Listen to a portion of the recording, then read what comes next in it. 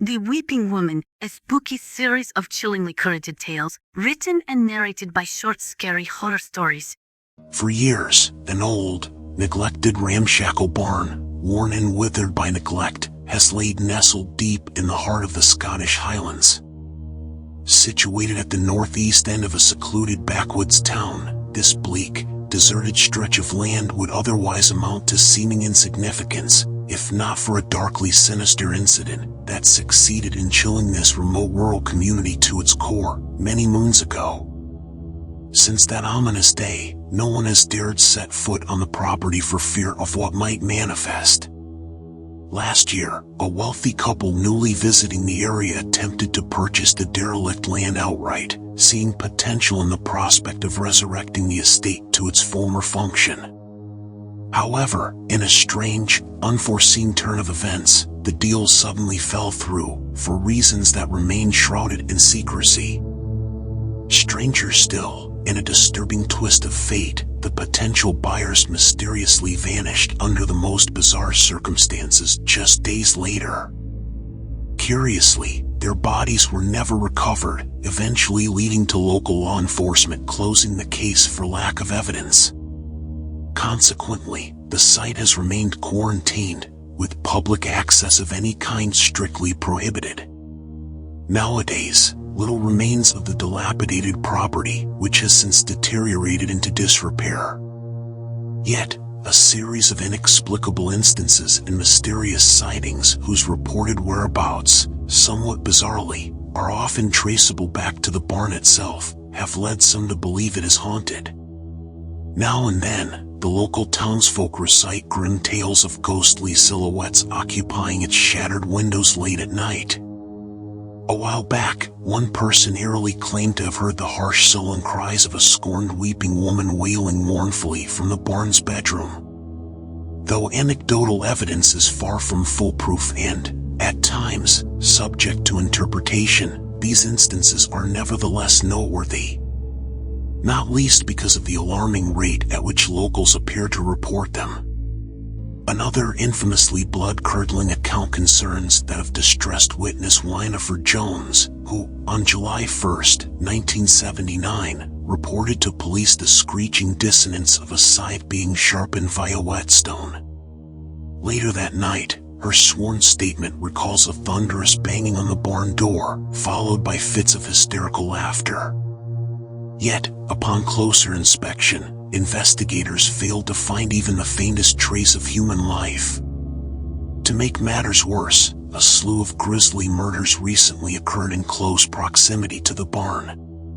For residents, these frightening events, which remain weirdly unresolved for reasons unknown, coupled with the disturbing testimonies mentioned above, prove, by some length, the existence of metaphysical life beyond our current understanding. In contrast, other non-believers aren't quite so convinced.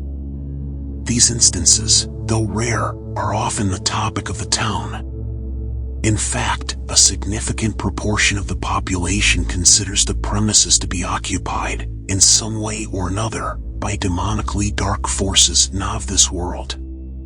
Whether you conceive these odd occurrences as pure speculation or, perhaps alternatively, surefire evidence of the supernatural, the following events I'm about to tell would lend significant credence to any so-called irrational claims of the paranormal. And so, on that rather ominous note, our story begins. In Dan's mind, there was something intrinsically satisfying about property demolition. Namely, the raw, untempered explosiveness that his job so often entailed. Maybe it was a way of venting frustration for the more mundane elements of his life up until this point. Or was the burning euphoria he felt somehow linked to a sense of personal empowerment, summoned deep within his soul upon wielding such destructive machinery, capable of obliterating objects within the blink of an eye? Oddly, Dan saw it as a form of deliberately orchestrated carnage, free from restraint, away from societal objection. In any case, bringing buildings to their knees was too exhilarating a pill to pass up. But despite being an experienced specialist in the field, Dan's increasing fixation for destruction had transformed his craft into a shackling obsession from which he could not escape. It didn't matter about their size, stature, or significance. Each successful sabotage delivered a thrilling adrenaline rush. So addicted was Dan to the shooting chemical imbalance pulsing through his veins at the sight of structural obliteration that even life's most indulgent pleasures could no longer compete. Moreover, it was a drug on which he was hopelessly dependent, arousing considerable concern among his coworkers. During a live demolition, Dan would purposely wait for that perfect moment following the collateral crushing of bricks and mortar, when the dust cloud would eventually dissipate. Then, he could finally witness his chaotic creation looking on with inward glee at the pile of ruinous rubble left in his wake. Dan's next job was to destroy a raggedy old barn occupying an isolated rural section of the Scottish Highlands. Little was he aware that it would be his last. Having journeyed deep into the bowels of the Scottish countryside via a series of twisting labyrinthian rural roads, which continued to plummet down an almost vertical slope before leveling off into a densely forested plateau, Dan arrived at his destination. For some reason, the site seemed smaller in scale than the previously charted dimensions depicted on his property blueprint, perhaps suggesting it hadn't been surveyed or updated in years. Considering this, Dan decided to conduct a thorough safety sweep of the area and proceeded to gather his gear from the car. On the way, he observed hazard tape marking the perimeter and mindfully noted the premise's precarious state. Of course, warning signs weren't uncommon in a building cleared for bulldozing, but something about this particular job puzzled Dan deeply. Firstly, he had received confirmation from a most unlikely, anonymous source working as an undisclosed contractor for the government. Secondly, per the terms and conditions, Dan was to demolish the site in secret. Shadier still, officials had explicitly entrusted him the role under the strict caveat that it be orchestrated alone. Upon accepting the contract, Dan later received a set of geographic coordinates for the site via an untraceable contact number.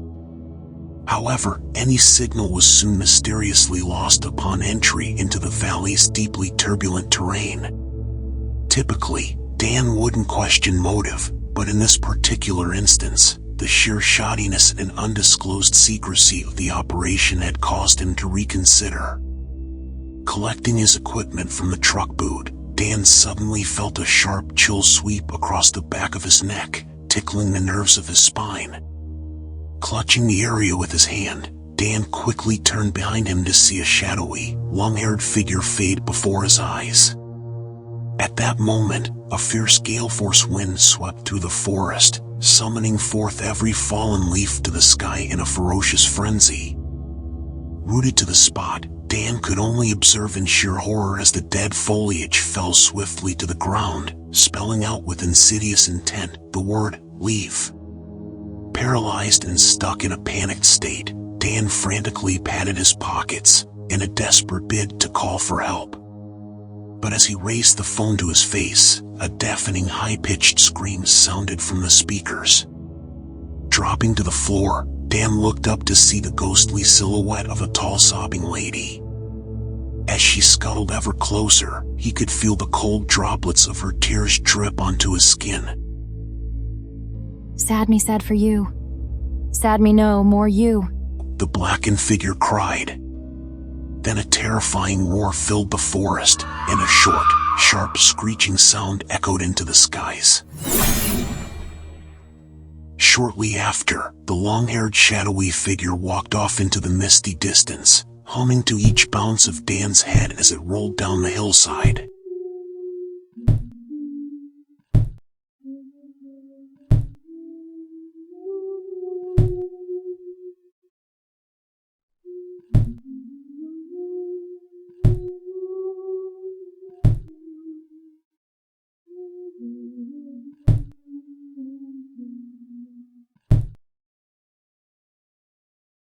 Don't forget to subscribe for more spooky tales, written and narrated by short, scary horror stories.